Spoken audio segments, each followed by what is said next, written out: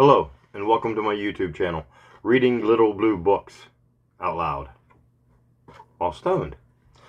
This video, we're going to start part 3 of Little Blue Book number 1411, and it is titled The Reformation and the Protestant Reaction. Written by Joseph McCabe, copyright 1926. And so far, this has been a pretty good book. It gives you the little-known facts about the popes and why there was a need for a reformation, instead of just yeah. So, let's see, where did we leave off? There we are, mad dogs and shoot them. No, his immaterial is the size of his boots. That's where we left off. Okay, so here we go.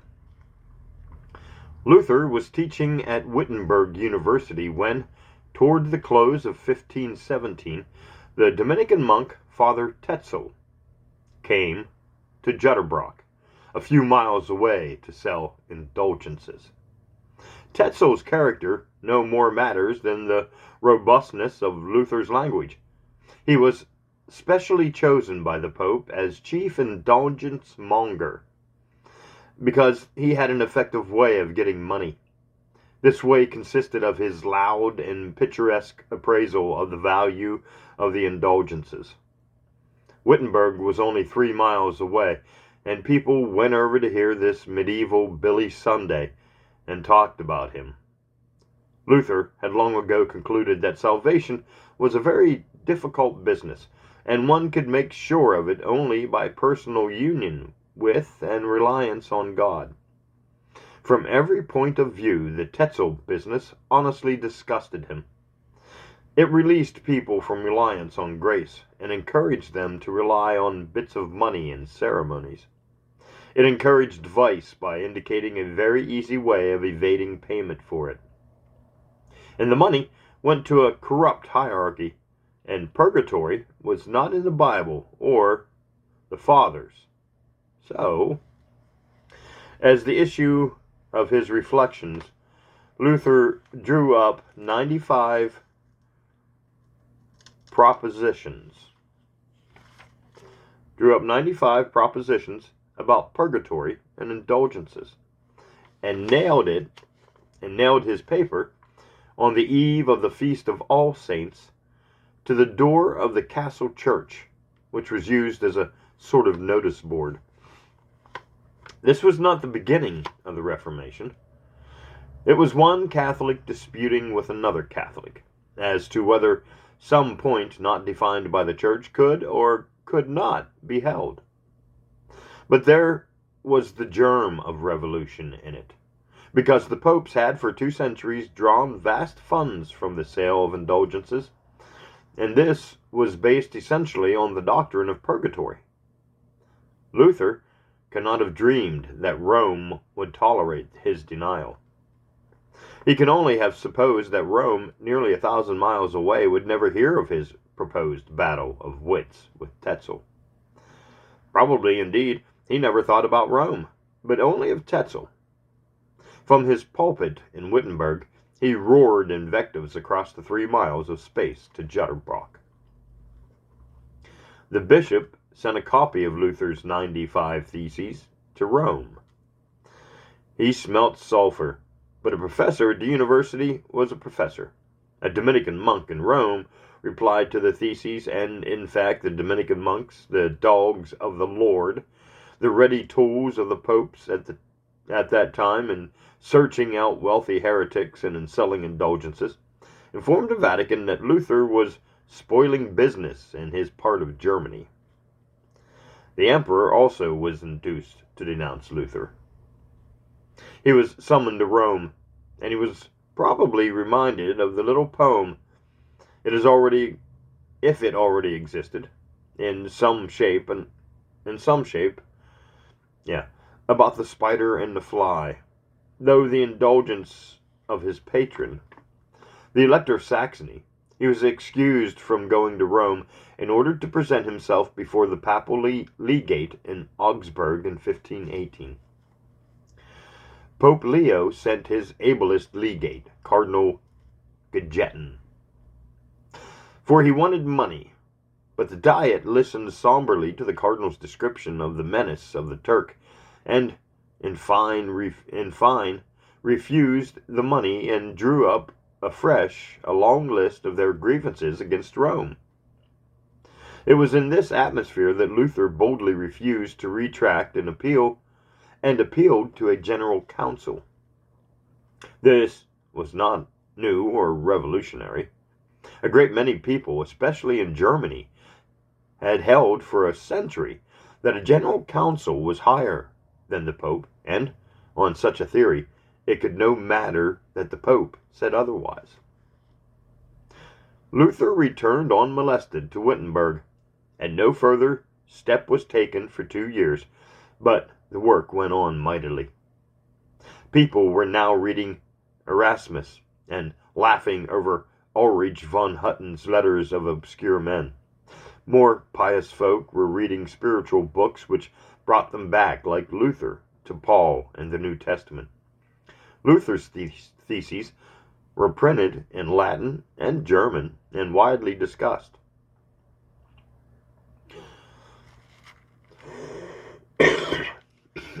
Pardon me.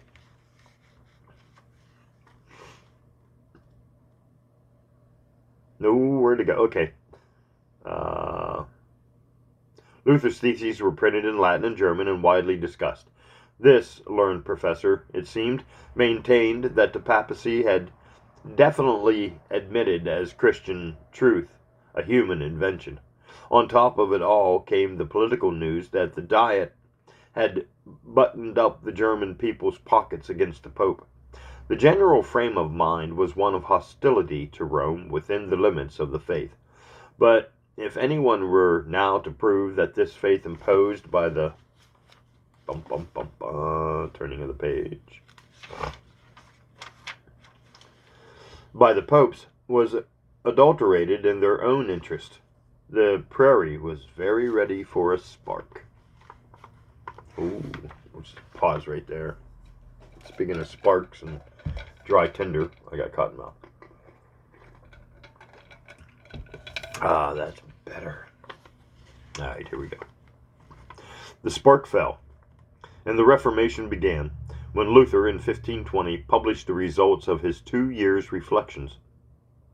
He had compared the scholastic theology, about which he had long been uneasy, and the canon law with the real Christian faith, as given in the New Testament and the Fathers. He issued 2 pamphlets, and a third which does not matter here. The first, an address to the Christian nobility of the German nation, reminded secular rulers how much they paid for the pomp and luxury of Rome, and informed them that they had a perfect right to reform the church, that the Pope's sharp distinction between spiritual and temporal powers was an invention. The second pamphlet, The Babylonish Captivity of the Church, said that the Christian truth was that men must rely on God's grace, not ceremonies, that 4 of the Church's 7 sacraments were inventions, and so on. A papal bull was hurled at the monk, and he gave the Reformation its third and final foundation when, on December 10th, he, in the presence of students, professors, and townsfolk, burned Pope Leo's bull at the gate of Wittenberg amidst general applause. Now, I have no idea what a bull is that a pope would hurl at somebody, spelled B-U-L-L, but I'll have to look that up. Somebody look that up. Put it in the comments. Okay. Luther was still far more Catholic than Wycliffe or Huss had been. His idea merely was that the papal system should be shared by a general council, convoked by secular rulers, of certain doctrines and practices not contained in the writings of the fathers. But this was to attack the basic principle of the system, the authority of the Pope, and it was, on the other hand, the very note which Germany required to give a definite direction to its vague dissatisfaction. At the same time, a certain Jacques Lefebvre, Lefebvre,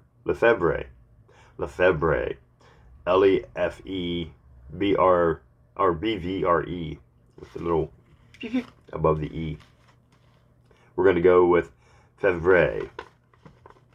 I didn't look that one up. Was preaching a somewhat similar gospel. This guy was. Sounds like he was in France. Oh, pardon me. And bringing men back to the Bible in France. Oh, of course. In France. And Zwingli. Zivingle. Zwingli. And Zwingli, the favorite preacher of Zurich.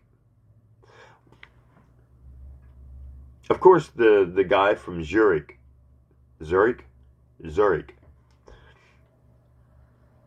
begins with a Z, would be Zwingli, which begins with a Z. Never mind, just my brain. Okay, was denouncing indulgences in the city. So everybody's like, fuck that. The next move was with the assassins. And the Orthodox young emperor, Charles V, summoned Luther to appear before the Diet at Worms in 1621 and condemned him. Bastard. He and the Diet reaffirmed all their grievances against Rome and demanded a general council. But he had not the least sympathy for an eccentric monk who burned papal bulls. Luther was a notorious and stiff-necked heretic, and his writings were foul and harmful. Strong in the loud manifestations of popular support everywhere, Luther had refused to recant, but the combination of church and state against him was irresistible. He might have ended as Huss or Savonarola. I don't know how Savonarola died, but Huss was burned at the stake. We learned that in the first video. Had ended, and the Reformation been postponed to another age. But not the friendly Elector of Saxony. Had not the friendly Elector of Saxony arranged a little plot for his safety, he was seized as he traveled from Worms and lodged in the ancient castle of Wartburg. There, disguised as a knight, he turned to the translation of the Bible, awaiting some new turn of events. Oh, he turned? Okay, that was a weird sentence there, wasn't it? Let's see. What's that say again? Okay. He was arraigned. Yeah, he was arraigned. A-R-R-A-N-G-E-D. Arraigned. He was arraigned a little plot for his safety. He was seized as he traveled from Worms and lodged in the ancient castle of the Wartburg. There, disguised as a knight, he turned to the translation of the Bible, awaiting some new turn of events. And the turn, the critical historical fact, which facilitated the Reformation, was that the fiery ambition of the young emperor...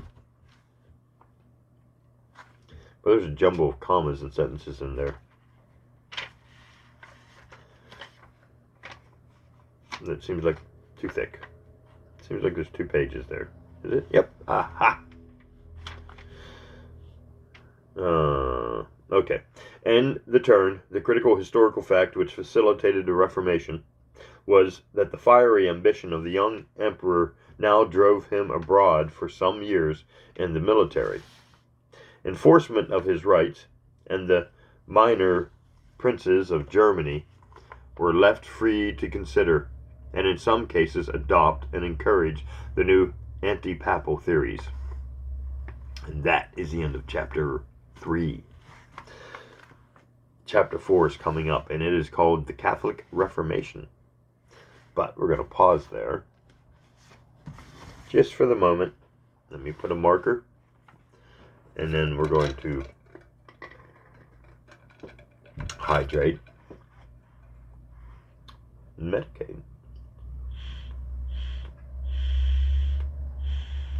Hence the reading while stoned part of the portion, part of the show. part of the reading. Whatever have you, look here. Little pieces of my book. See? Little piece of the cover fell off. Once again, got a nice little pile of page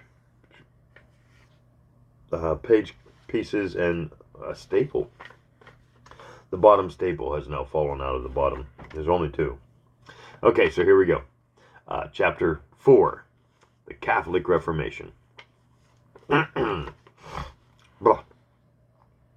In view of the persistent misrepresentations by Catholic writers, it will be well to devote a short chapter to the claim that the Church was able and willing to purify itself from within.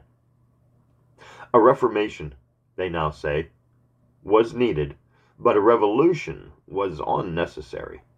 A very obvious general reply to the claim is that nearly all the graver abuses had lasted many centuries, and no serious attempts was made to correct them. Puritans like Gregory VII and Innocent III naturally cleansed their own court and paid some attention to the clerical and monastic corruption. But they were too immersed in the larger ambitions of the papacy to give much attention to morals, and the financial corruption they did not even endeavor to alter. In the matter of money, Rome could do no wrong. The end, for both men, justified the means. It was the Babylonian captivity, the long and vicious sojourn at Avignon, and the scandalous schism which followed it that first brought on a demand for reform, and it will be enough to glance at the responses of the popes after that date. The council at Constance,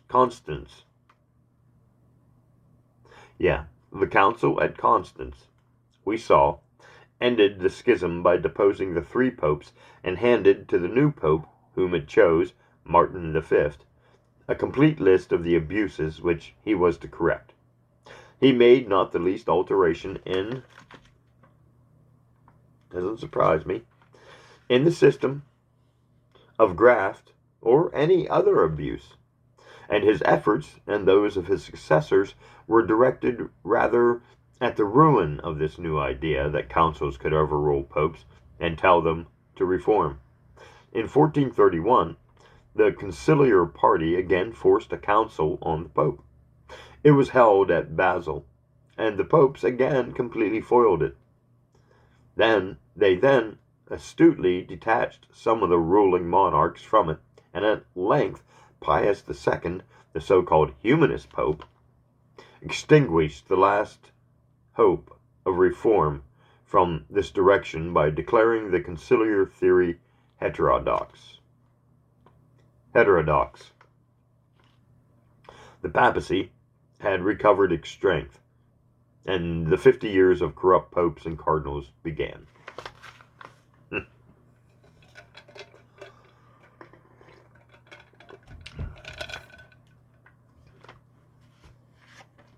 It's amazing how different the popes are now, because they know the whole world watches. Okay. For a moment, the Don Juan of the papal series, Alexander VI, toyed with the idea of reform. His desolate son had been murdered, probably by his brother, and possibly consoled by the consciousness that he was 65 years old. The Pope tearfully summoned his cardinals, avowed his repentance, and proposed to reform the Church. Before the end of the year, the prettiest courtesans of Rome enlivened the chambers of the sacred palace at night once more, and Alexander and his son Cesare, the probable murderer, set to work to conquer Italy by sword and poison. The high-minded Savonarola,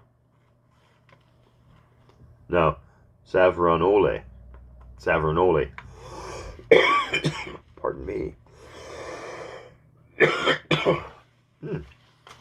That was terrible. Pardon me.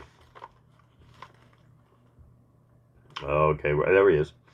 Whose preaching had inspired the momentary idea of reform, was was hanged. Holy shit. He was hanged at Florence, and the aged Pope returned to the arms of his girl mistress. Just a man, would be nice to be a Pope, wouldn't it? Julius II, who almost immediately followed Alexander and had been not less immoral as a cardinal, could hardly interfere with the liberties of the clergy when his own illegitimate daughter was received in the honor at the Vatican and in the noblest palaces of Rome. It is true that in 1505 he issued a drastic decree against simony. But the wits could not fail to point out how this afforded an excellent pretext for his blank refusal to pay the heavy bribes he had promised to the cardinals who elected him, and that he was very considerably increased the sale of his benefices, offices, and indulgences. He was, as we are never suffered to forget, the Pope who began the embellishment of Rome with beautiful monuments, and no scruple ever interfered with the insatiable thirst for funds and power. He took the field in person, and his flow of language entirely fitted him for office of general. In short, for a man whose conduct was, as Bishop Crichton says, as revolting as the frank unscrupulousness of Alexander VI, not much reform could be expected, though one of the election promises, which he sturdily trod underfoot, was that he would summon a reform council within 2 years. We have the consolation only of learning that he remembered the promise just before he died, 10 years after his ascension. 8 years late. His successor, Leo X, who occupied the throne for the next 8 years, has already appeared in so picturesque a character in many pages that the reader will smile at the connection of his name with reform. Dr. Pastor, generally the most truthful of Catholic historians, says that his friend and biographer, Bishop Giovanni, passes over the whole truth of the accusation brought against the moral conduct of Leo X. Far from it. Giovanni, in my opinion, clearly, these pages, they're getting very brittle. Okay. Giovanni, in my opinion, clearly believes that the charge of unnatural vice, which he notices at length, unnatural vice, I wonder what that could be, was correct, and merely reminds us how difficult it is to prove such matters, and that, in short, others were worse than Leo X. The historian of the time, Guicciardini, positively says that he was not decent. After his election to the papacy, and we saw in the second chapter that the utter unscrupulousness of his diplomacy was the scandal of Europe. Must have been terrible. His favorite cardinals were men of unrestrained license, and coarse wit was the surest means to obtain his favor. On the fiscal side, he, as I said, enlarged the corrupt system to its greatest proportions. And he had not even the excuse of Julius II, that he spent all, or the greatest part of the money of Rome. But Leo had inherited the idea of reform which Julius had conceived in his last days, and a group of schismatical cardinals and the blunt criticisms of the King of France compelled him to make a pretense of realizing it. Thus Catholic historians tell us of a Lateran Council of Leo's early years in 1513 to 1517. It was irregularly attended by 70 or 80 Italian bishops, and it sent out courteous and entirely ineffective exhortations to the clergy to mend their ways. Oh, you better stop doing that. Smack, smack on the hand. Yeah, there we go. As the whole world knew the ways of the Pope, they preferred his example to his precepts. In 1517, the very year when Luther inaugurated his campaign, Leo closed the futile council. The few reformers were saddened and angered by his levity, and Pico della Mirandola, Pico della Mirandola, a respected writer of the time, wrote in their name an appalling description of the state of the Church and indictment of the papacy. The Pope languidly ignored them and resumed his spicy comedies and his collection of jewels. Oh, spicy comedies. We have already seen how in his last 2 years Leo was compelled to take more serious notice of Luther and to declare him a heretic. He trusted his customary diplomatic astuteness to secure the suppression of Luther. But he died immediately afterwards, and the storms broke upon his successors. This absolute and entire failure of the popes to effect any reform during centuries of corruption may seem, from a mere human point of view, natural enough, though it makes a mockery of the Catholic claim. But the sustained reluctance of the popes, in face of the revolt of half of Christendom, is amazing. The only possible explanation is that the Vatican was so steeped in evil ways that a reform from within was impossible. There was no reform, no counter-reformation of Catholic Reformation, until England had followed the example of Germany. The Protestant doctrines had made rapid progress in Europe, and no man could say how much of the Pope's spiritual dominions and sources of income would remain intact. It was a reformation from without, not from within, and the disgraceful state of the papal court as late as the 19th century shows what it was worth. Of course. Oh, let's take a break here. We're at 27 minutes long, so let's see how far we have. Can we put this into a part 4? Should we? Could we? Should we? Yes, I think we shall. So, yep. We've got just under 20 pages to go. So, let's see. That's where we're going to stop. So, this ends part 3 of Little Blue Book number 1141, The Reformation and the Protestant Reaction, written by Joseph McCabe, copyright 1926. Thanks for listening, and join me for the final part, part 4.